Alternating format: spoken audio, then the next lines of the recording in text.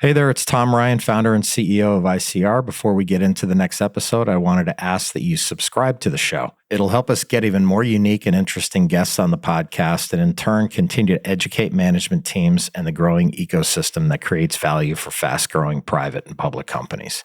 And while you're at it, head over to Apple Podcasts and leave us a 5-star rating. Very much appreciated.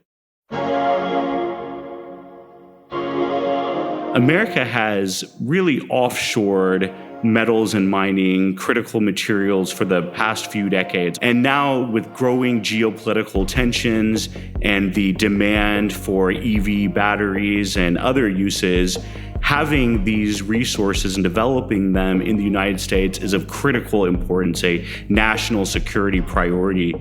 When it comes to powering the future, it's not just about developing new technology. It's about rethinking how we produce and manage essential resources.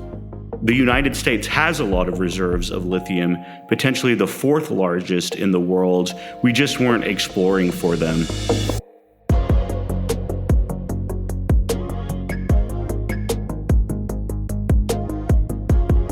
Being a public company can be hard. Small missteps can have outsized consequences. I'm Tom Ryan, founder and CEO of ICR, and over the last 25 years, we've helped thousands of companies understand and navigate the stock market and the media. We'll demystify these and other increasingly complex stakeholder groups so you can focus on what you do best, building your company and unlocking your true potential. This is Welcome to the Arena from ICR. As demand for clean energy grows, the need for reliable, local resources and a sustainable process is more pressing than ever. Today's guest is at the forefront of this shift, reinventing an outdated industry with sustainability and efficiency front of mind. Roshan Pujari is the founder and CEO of Stardust Power, a sustainably focused American developer of battery-grade lithium resources, which lists on the NASDAQ under the symbol SDST. Previously serving as founder and CEO of Vicasa Capital, a merchant bank where he oversaw the firm's energy transition business, Roshan brought over 20 years of experience in market analysis with him to Stardust. He is a recognized investor and philanthropist and is chairman of the Pujari Foundation, a 501c3 educational organization promoting arts, culture, education, and community around the globe. We discussed everything from the strategic advantages of setting up shop in Oklahoma to Roshan's thoughts on how the upcoming U.S. election may impact the industry. Let's enter the arena with Roshan Pujari.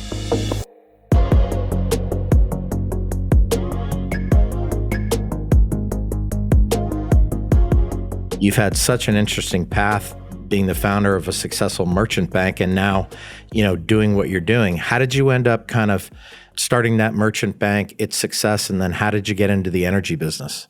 I've always been an entrepreneur. Even after university, founded my first set of companies, largely dealing in commodities.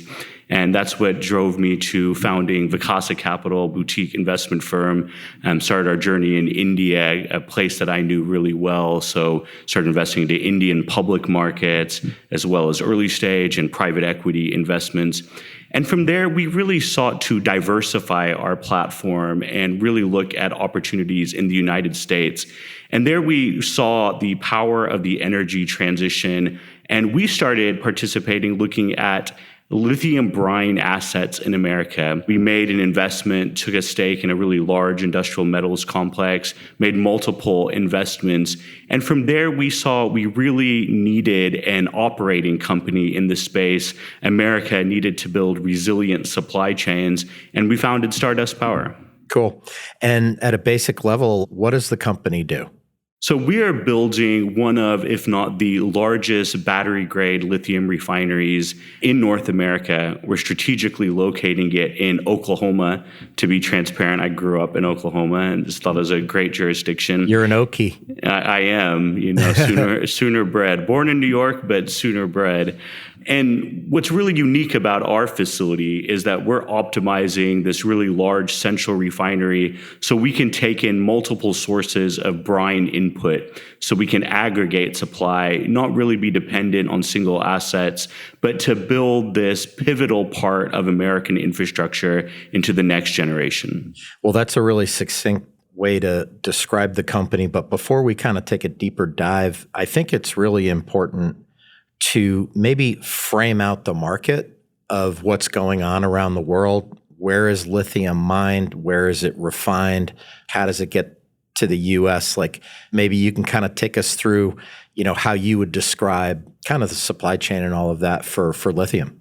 Yeah, that's a great place to start. So, we all kind of understand that the world needs a lot of lithium to power the energy transition because it's a main material in the battery packs. So it transfers the energy between the anode and the cathode. America has really offshored metals and mining, critical materials for the past few decades. At one point, America was a real leader in this space. And in the meantime, China has been very aggressive in this space. So if we look at the global lithium market, some say it's up to 67% controlled by China and their immense manufacturing capacity. So right now, a lot of the lithium comes from South America, comes from Australia, starting to bring more in Africa. And these aren't places that the US has been really active in. And now with growing geopolitical tensions and the demand for EV batteries and other uses, having these resources and developing them in the United States is of critical importance, a national security priority, which is why the government is investing tens of billions of dollars to building the supply chains. But lo and behold, the United States has a lot of reserves of lithium, potentially the fourth largest in the world. We just weren't exploring for them. America's got a lot of hard rock and clay, but those are more difficult to permit in the United States. But we've got a lot of brine, and we got a really smart oil and gas sector who's producing this brine sometimes as a wastewater. So we see the future of American lithium as largely brine, and what we really need is that refining capacity in America. So even wherever the lithium is found, up to 85% of it is sent back to China for refining to battery-grade materials. So the real critical gap in the supply chain is refining capacity, and that's what Stardust Power is working on. Yeah, and national security is very important, like having our own supply of lithium. But I read that lithium could be mined in Chile, for example, but then shipped to China to be refined and then shipped to the United States, right? So it's not only national security, there has to be an efficiency and a cost component of what you're doing that's going to be a big benefit as well. Yeah, that's right. All the logistics of sending everything to China, or 85% up to, and then to the OEMs, increases emissions from a perspective, and it's also terribly inefficient.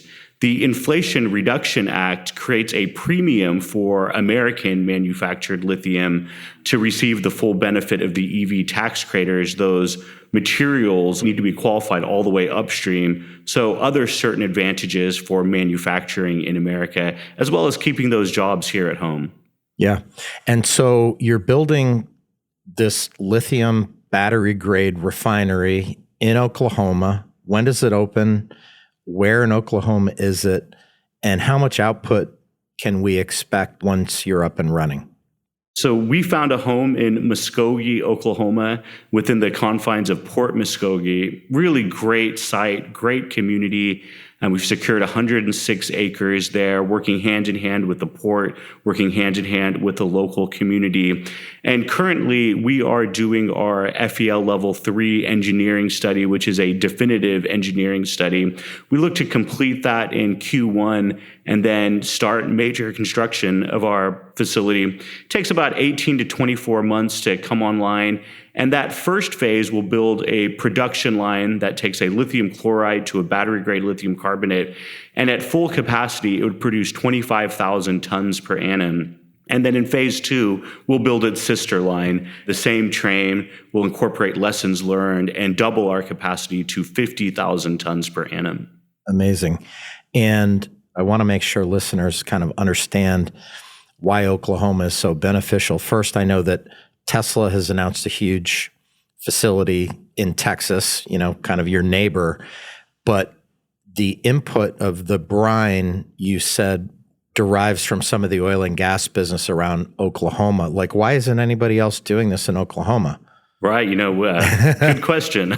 Yeah. We love Oklahoma as a jurisdiction. The shovel-ready site's already connected to major highway, major rail, and sits on the largest inland waterway system in the United States. So perfect for our hub and spoke model. Oklahoma has a real strong geographic advantage being in the center of the country, a really business-friendly government there. The state of Oklahoma has been a wonderful partner. They've given us an analysis of up to $257 million in largely state incentives to develop our facility there.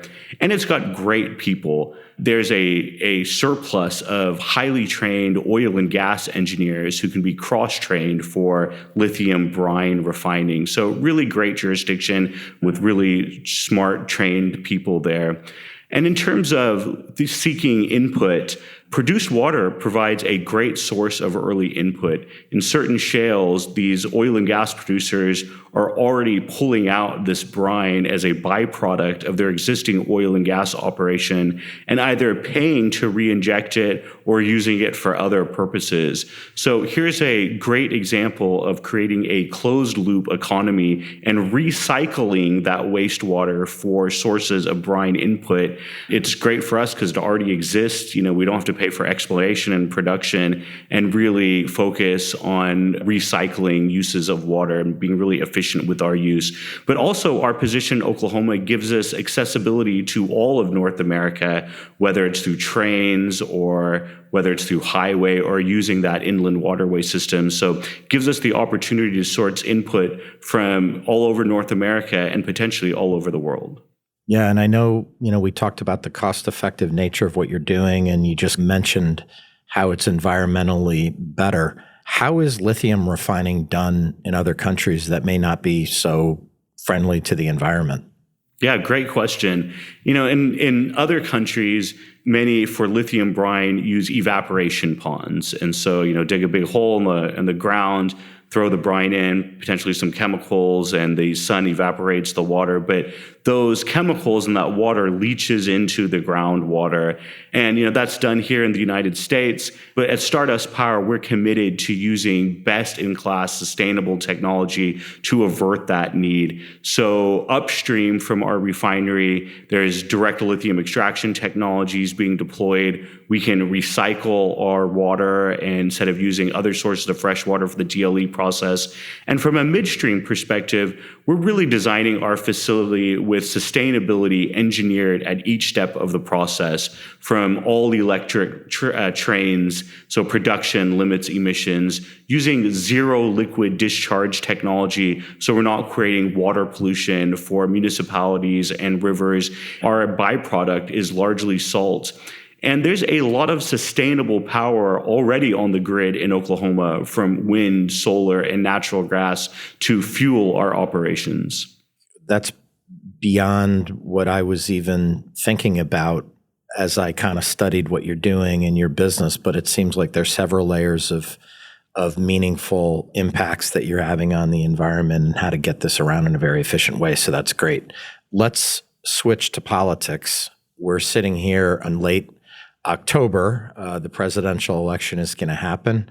And a lot of times investors are very wary of okay, if this side wins, this is going to happen. If this side wins, this is going to happen.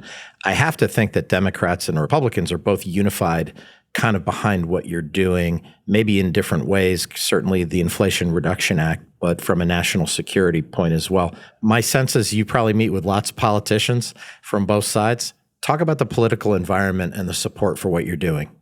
Yeah, getting close to that election, I'm kind of looking forward for it to be over. Agreed. But luckily, lithium, and especially onshore critical materials manufacturing, is a bipartisan issue championed by both sides of the aisle.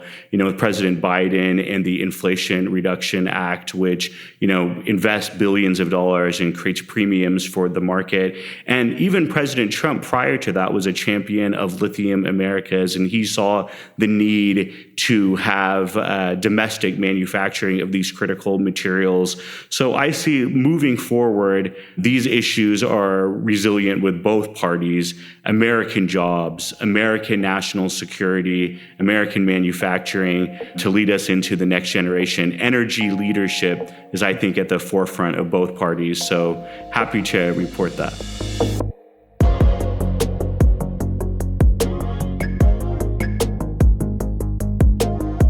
The electric vehicle industry has been riding a long-term positive trend, but like any evolving market, it faces moments of volatility across supply and demand. With shifting lithium prices and fluctuating sales, I asked Roshan how he thinks about the current landscape and where he sees the industry heading from here. Yeah, it's a really good question. It's really at the heart of the economics. And over the medium and long term, we're quite bullish on EV adoption because it's really driven by regulatory changes. In California, no new ICE vehicles sold after 2035, New York State, as well as in Europe. So regulatory changes have hastened it, but it is a transition and it can be choppy at some times. While manufacturers understand the product mix that they can offer now, and as the transition increases, as we drive battery pack costs down, as we start to build American supply chains so we're not dependent on imports for those important battery packs, I think the industry is really finding its footing, but poised to make long-term transition feasible.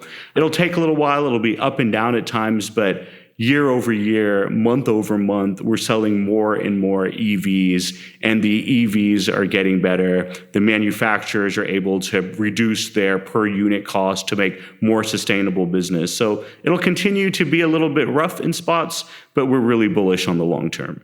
Yeah, and listen, being bullish on the long term means you have to surround yourself with great people and a great team. I find it fascinating that you worked in finance most of your life, but you had to assemble a team with the ability to execute on what you're doing. Talk about the people around you. Talk about the senior team that's kind of making all this happen. Yeah, thanks for bringing that up. And, our team is really at the heart of what we're doing. Co-founder and Chief Technical Officer Pablo Cortegoso is one of the strongest voices in lithium with a 15-year history at SRK, one of the leading firms. And he's seen all the major lithium brine assets. He understands the technology and is one of the main architects of our strategy. Parmita Das, a senior executive at large companies like Rio Tinto, brings in her experience and background. And as we transition to an operating company from a developing company, really aids us in that transition. And great technical expertise. Mike Tricelli, 23 years EPC experience. Randall Harris, 35 years EPC experience. Adam Johnson, former VP at MP Materials, our Chief Commercial Officer. So these guys have been there. They've done this process before and add a lot of value. But we coupled that really strong technical and industry experience with smart capital markets and finance experience. My background as an investor, Uday Devaspar, our CFO, 20 years in accounting and finance. William Tates, 20 plus years in banking and investments. So it's a good mix of lithium expertise, but also ability to navigate the capital market and create efficient uses of capital and shareholder value. Yep. And speaking of that, I know that you took the company public through a SPAC in July. What was the thinking about pursuing a public listing, and what does that do for you as you're kind of building and financing the company? Yeah, a unique part of our company's journey has been we thought it was part of our business plan to best be operated as a public company. Given that the IPO markets were largely frozen and still largely frozen at this time, we saw a combination with a special purpose acquisition company as the best route to being a public company. And what we saw was an opportunity to vertically integrate our production. So we started with the midstream refinery process, a tried and true chemical conversion process where we could invest a lot of capital, limited technology risk. So really starting with the meaty part of the supply chain and taking that public And creating that public equity gives us capital for M&A opportunities upstream to acquire raw material production. And happy to say that that strategy has proven really accurate, and we have a robust M&A pipeline and look forward to making some exciting announcements in that, and happy to share them with you, Tom, when that time comes. Yes, I won't ask you what they are, of course. Talk a little bit about technology. I think in the world today, everyone's like AI this, AI that, and big data and machine learning and things like that. I went to a steel plant one time a few years ago that we were going to get involved with, and I think and it was like gigantic. I think they ran the whole thing with 5 people. How does technology play into this industry and what you're doing?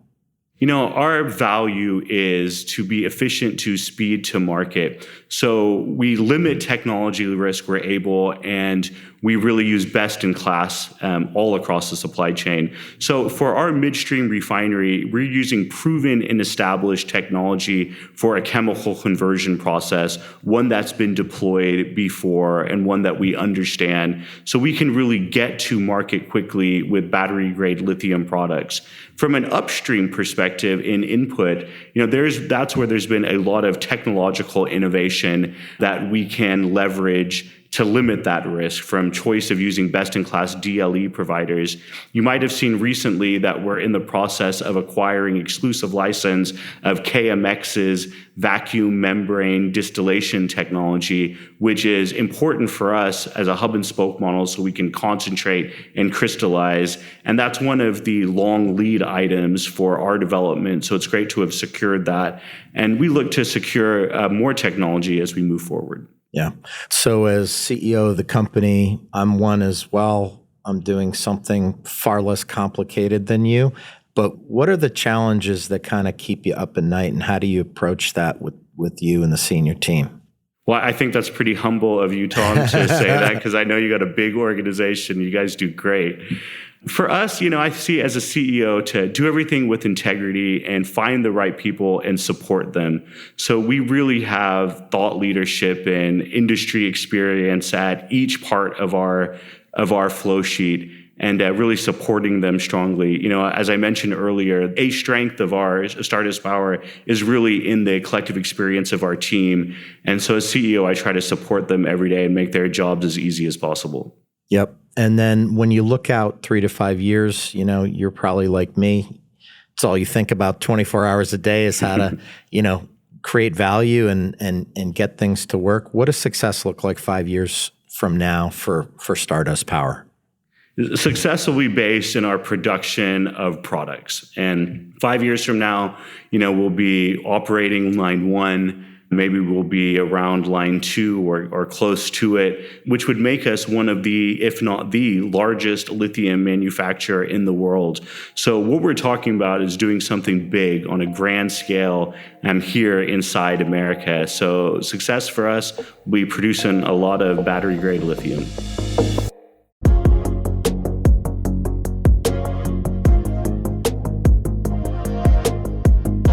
Stardust Power is setting a new standard when it comes to the future of sustainable energy in America. With U.S. lithium demands predicted to grow by over 500% before 2030, Stardust is well positioned to take advantage of that growth. By refining lithium locally, leveraging sustainable technology, and making smart investments, Roshan and his team are driving progress towards energy independence and environmental responsibility. Their story is a great reminder that the path to innovation starts with bold, homegrown solutions. At Welcome to the Arena from ICR, we're working really hard to bring you exciting guests and great content. If you found this episode insightful, please subscribe to the show on your podcast app and leave us a 5-star rating.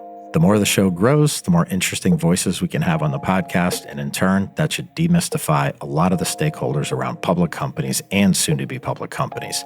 Thank you so much for listening. A big thank you for Roshan for joining me today on the show. Stardust Power's vision of creating a secure supply chain for lithium is simplifying a legacy industry without having to choose between being cost-effective or environmentally friendly. I look forward to seeing how their ambitious plans unfold in the years ahead. This is Tom Ryan. We'll see you next time back in the arena. References to specific stocks are not intended to be recommendations for specific trading behavior. Comments presented on this podcast are intended for informational and educational purposes only, and do not represent opinions or recommendations on whether to buy, sell, or hold shares of a particular stock. All investors are advised to conduct their own independent research into individual stocks before making a trading decision. In addition, investors are advised that past stock performance is no guarantee of future price performance.